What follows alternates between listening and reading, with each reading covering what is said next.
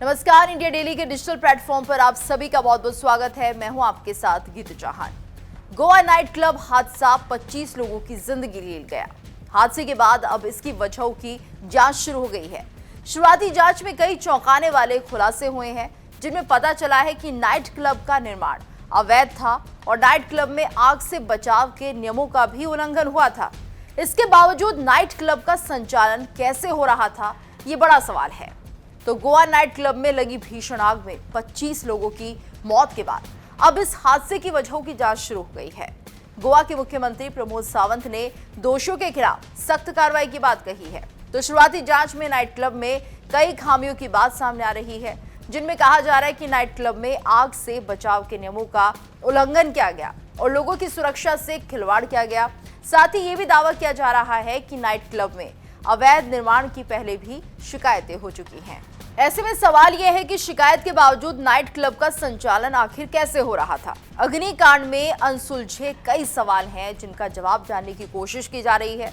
तो देखिए, गोवा पुलिस के प्रमुख आलोक कुमार ने बताया कि सिलेंडर में धमाके की वजह से आग लगी, लेकिन कई ऐसे प्रत्यक्षदर्शी भी थे जिनका कहना है कि नाइट क्लब की पहली मंजिल पर आग लगी, जहां बड़ी संख्या में पर्यटक डांस कर रहे थे। और हैदराबाद की पर्यटक फातिमा शेख ने बताया कि अचानक से आग भड़की और जब तक हम लोग बाहर निकले तब तक नाइट क्लब आग की लपटों में घिर चुका था।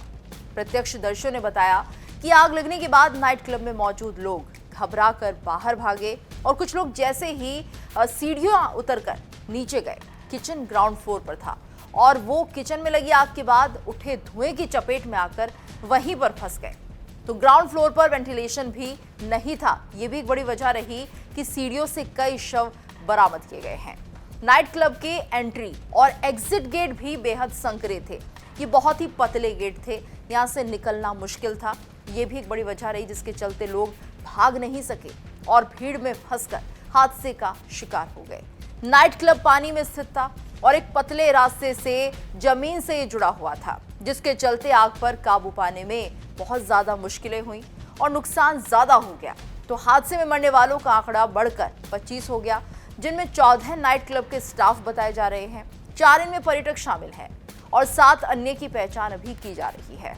हालांकि अभी पहचान नहीं हो पाई है कि 7 लोग कौन थे, लेकिन एक बड़ा नुकसान यहाँ पर हुआ है। जान माल का ये नुकसान है, लोगों की जिंदगियां वापस नहीं आ सकती है और वजह बहुत गहरी है इसके पीछे। वीकेंड की वजह से, क्योंकि नाइट क्लब में भारी भीड़ थी और डांस फ्लोर पर ही 100 के करीब लोग डांस कर रहे थे।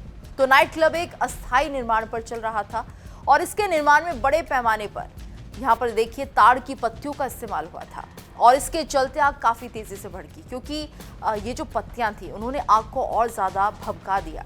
यानी आग लगी और उसके बाद जो ये ताड़ की पत्तियाँ थी, इनके चलते इस आग को कंट्रोल करने की जगह ये बढ़ती चली गई, इतनी बढ़ी कि यहाँ पर 25 लोगों की मौत हो जाती है। अवैध निर्माण की शिकायत पहले भी हो चुकी थी, लेकिन उस पर कभी कार्रवाई नहीं की गई। यही एक खामी थी यहाँ पर, जिसको लेकर इस तरह के हादसे जो हैं हो जाते हैं और ऐसी कई खामियां हम देखते हैं। फायर सेफ्टी मेजर्स नहीं होते, लेकिन इस मामले में बहुत सारी लापरवाही है। अरपोरा नागोवा के सरपंच रोशन रेडकर का कहना है कि नाइट क्लब का निर्माण ही अवैध था, यानी ये एक तरह से गलत तरीके से बनाया गया था। इसमें नियमों को ताक पर रखा गया था और इसके खिलाफ शिकायत भी की गई थी, लेकिन जब इसकी जांच कराई तो पता चला कि नाइट क्लब निर्माण के लिए कोई लाइसेंस भी नहीं मिला था। तो गलत तरीके से पूरा नाइट क्लब चल रहा था, लाइसेंस यहाँ पर नहीं मिला था। उसके बाद भी इसे शुरू कैसे किया गया, हर नियम को ताक पर रख दिया गया।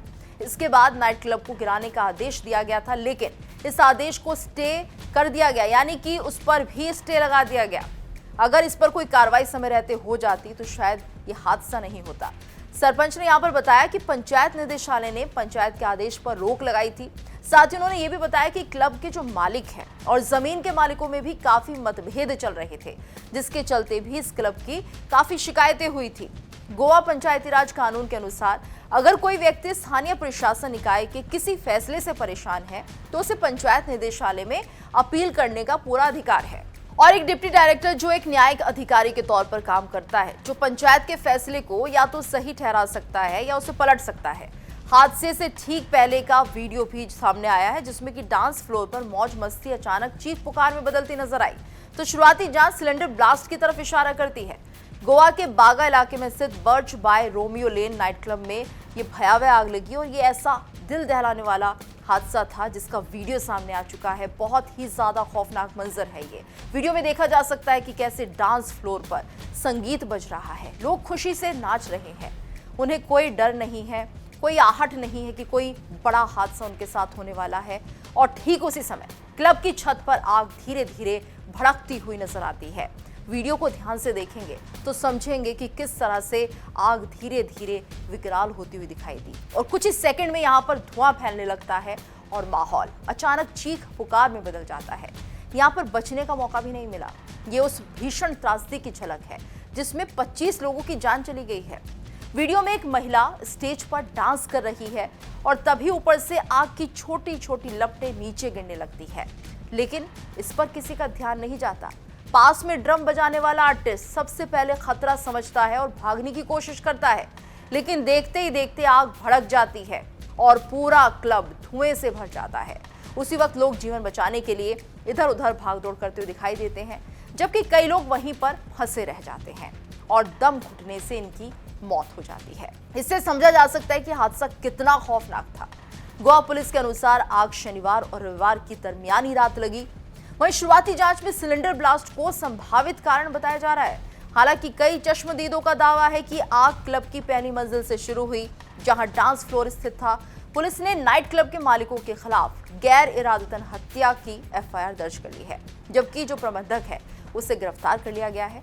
मरने वालों में 14 स्टाफ मेंबर्स और 4 पर्यटक शामिल हैं, जबकि 7 शवों की पहचान अभी बाकी है। कई लोग गंभीर रूप से घायल बताए जा रहे हैं और उनका इलाज किया जा रहा है। वहीं सीएम प्रमोद सावंत ने पूरे मामले की मजिस्ट्रियल जांच के आदेश दे दिए हैं और कहा है कि जिम्मेदार लोगों पर सख्त कार्रवाई की जाएगी। गोवा के सीएम प्रमोद सावंत ने घटनास्थल का दौरा किया और बताया कि हादसे में मारे गए ज्यादातर लोग किचन स्टाफ थे, जिनमें 3 महिलाएं भी शामिल हैं, जबकि 3 से 4 पर्यटक भी पीड़ितों में शामिल हैं। शुरुआती जांच में खुलासा हुआ कि नाइट क्लब ने फायर सेफ्टी नियमों का पालन नहीं किया था।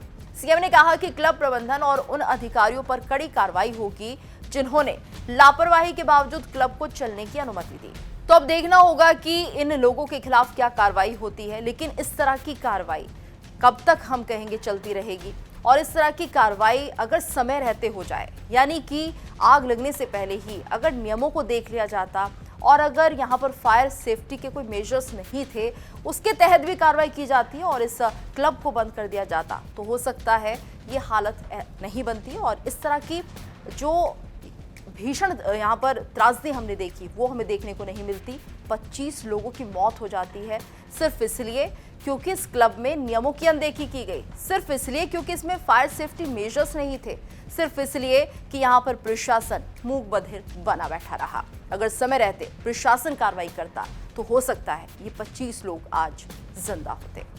इस खबर को लेकर आप क्या राय रखते हैं, कमेंट करके जरूर बताइए।